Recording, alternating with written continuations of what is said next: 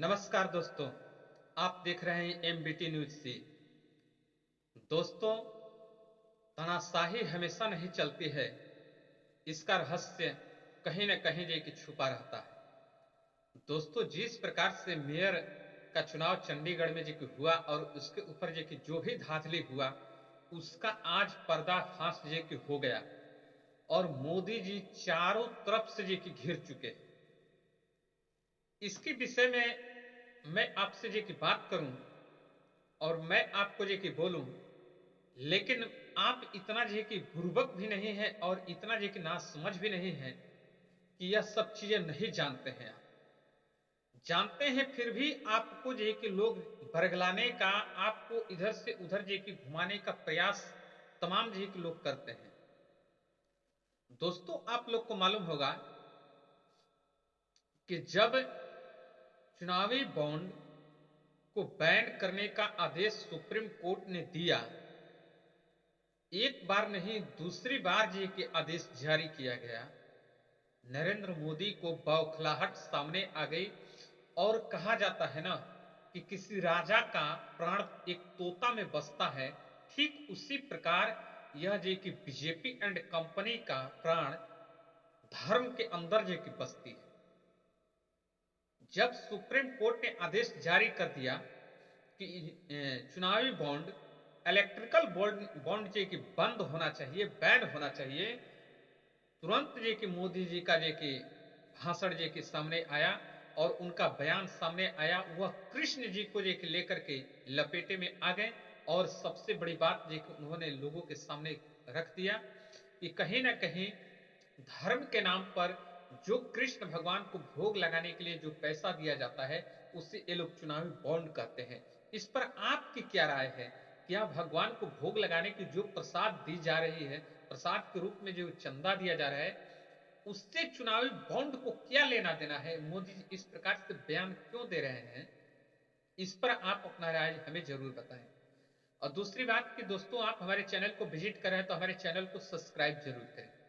मैं बता देना चाहता हूं कि आज के डेट में चारों तरफ से, एक तरफ से नहीं, राष्ट्रपति द्रौपदी मुर्मू, सुप्रीम कोर्ट या विपक्ष के किसी भी नेता या बीजेपी एंड कंपनी के किसी भी नेता की जुबानी आप सुन सकते हैं, आप जान सकते हैं, या किसी सोशल मीडिया प्लेटफॉर्म या इलेक्ट्रिक मीडिया पर कहीं से भी आप जान सकते हैं कि चारों तरफ से जे कि मोदी जी घिर चुके हैं।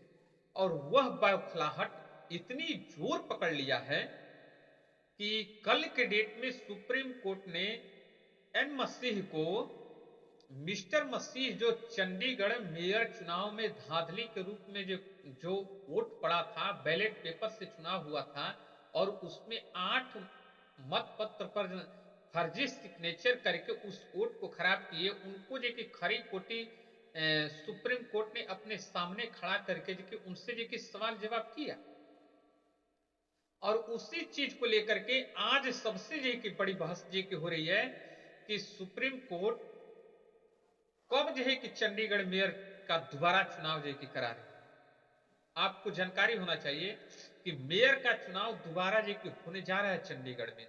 और दूसरी बात मैं बता दूं कि जो अभी जो कि कयास लगाई जा रही है कि मार्च अप्रैल में चुनाव होगा लोकसभा का, यह चुनाव जो कि मई और जून में जो कि होगा, उससे पहले चुनाव नहीं हो सकता है, क्योंकि सुप्रीम कोर्ट और राष्ट्रपति द्रौपदी मुर्मू के तरफ से कई ऐसी अल्टीमेटम मिल चुकी है जिससे यह पूर्णतः ये की जानकारी है कि अब मई और जून में ये की चुनाव होगा।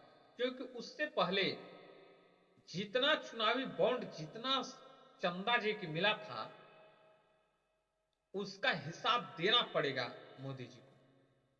क्योंकि आपको जे कि बनाया गया है साहब, आपको जे कि हाथों को मजबूत किया गया है, तो आप अपने मनमानी नहीं कर सकते हैं इस देश में।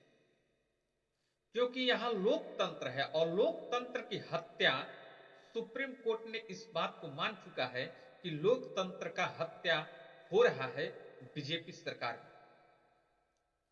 बीजेपी सरकार में जो लोकतंत्र की हत्या इतनी चरम सीमा पर जो की है, जिसका हिसाब लगाना जिसका कयास लगाना कहीं भी किसी भी प्रकार से बहुत सबसे जो कि बड़ी कठिन समस्या वाली विषय है।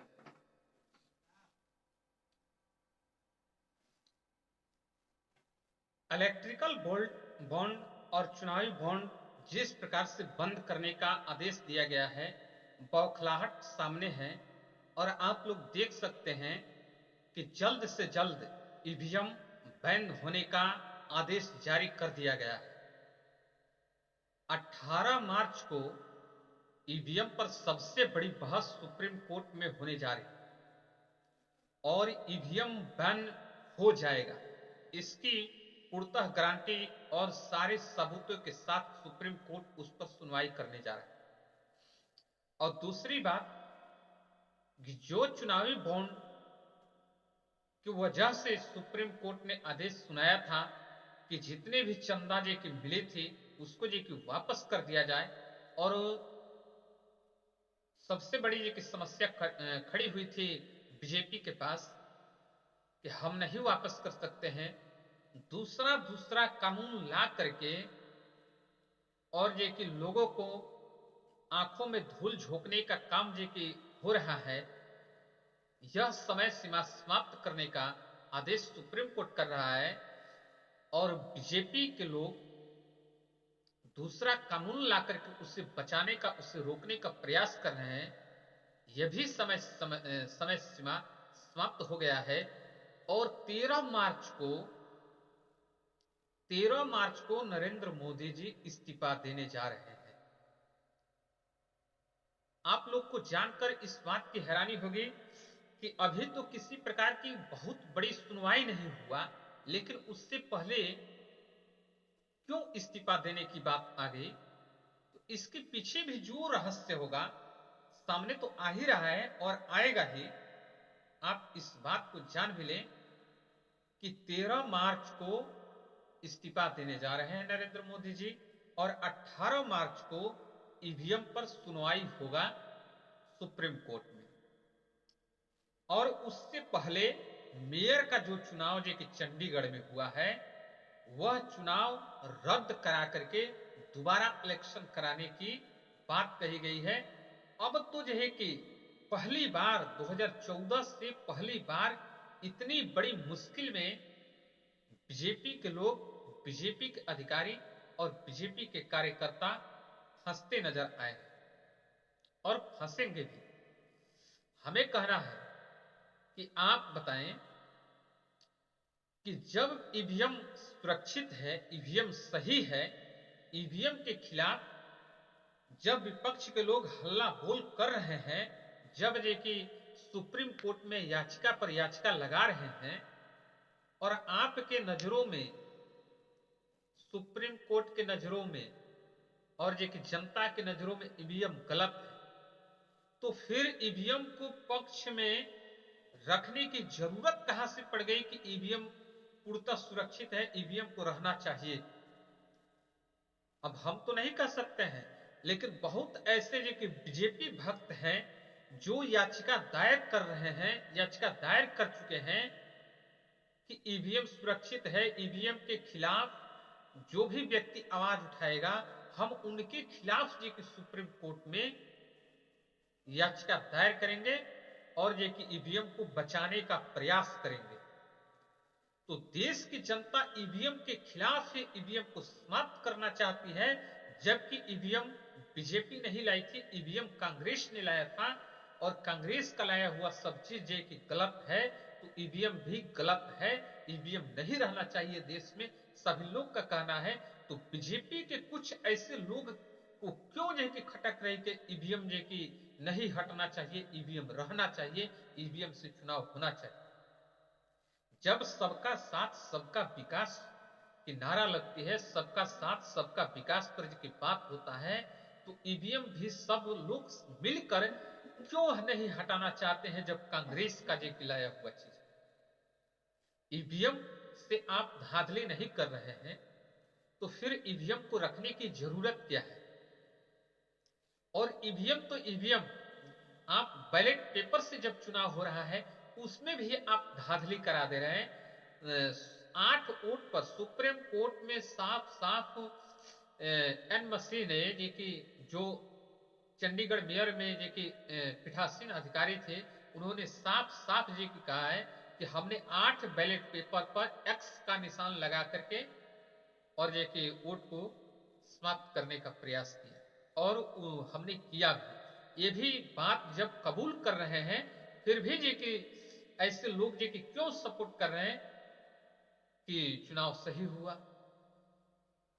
अगर चुनाव सही हुआ तो वह अधिकारी गलत था जो सिग्नेचर करके और सुप्रीम कोर्ट में गवाही देता है, या नरेंद्र मोदी जी को चुनावी बॉन्ड में चंदा जी की नहीं मिला, तो फिर वह कृष्ण को बात को लेकर के क्यों कह रहे हैं कि कृष्ण के भगवान कृष्ण को दान दिया गया व्यक्ति पैसे को लोग चंदा कह रहे हैं।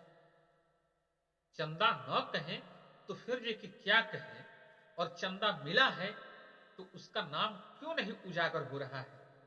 अगर ये कि किसी तरीका से सुप्रीम कोर्ट के आदेश के अनुसार ये कि जब हो रहा है, सामने आ रहा है, तो उसे कबूल करने में दिक्कत क्यों हो रही है। और जब कबूल हो भी जा रही है बीजेपी को कि हाँ ये कि यह चीज गलत हुआ है, तो फिर उसे दूसरा कानून लाने की जरूरत क्यों पड़ रही है। जैसे कि दिल्ली में जब केंद्रीय बल पुलिस बल या और भी जे कि वहां जे कि बल काम कर रही थी केजरीवाल के अंडर में, तो दूसरा कानून ला करके बीजेपी के लोगों ने अपने अंडर में वहां के प्रशासन को ले लिया। ऐसा करने की क्या जरूरत पड़ रही है। अगर ऐसा जरूरत पड़ रहा है तो फिर यह समस्या नहीं है तो क्या है। दोस्तों, इस विषय पर आपकी क्या राय है, आप अपना राय जरूर बताएं और साथ साथ में हमें कमेंट करके जरूर बताएं कि आप वीडियो कहां से देख रहे हैं और हमारे वीडियो को विजिट कर रहे हैं तो हमारे चैनल को सब्सक्राइब जरूर करें। दोस्तों, जो भी होगा देखा जाएगा, लेकिन ऐसा कभी नहीं होगा कि आने वाली पीढ़ी ऐसी भटकती रहे। सुप्रीम कोर्ट में न्यायपालिका काम कर रही है और न्यायपालिका आज नहीं तो कल न्याय करेगी और सबके साथ न्याय होगा।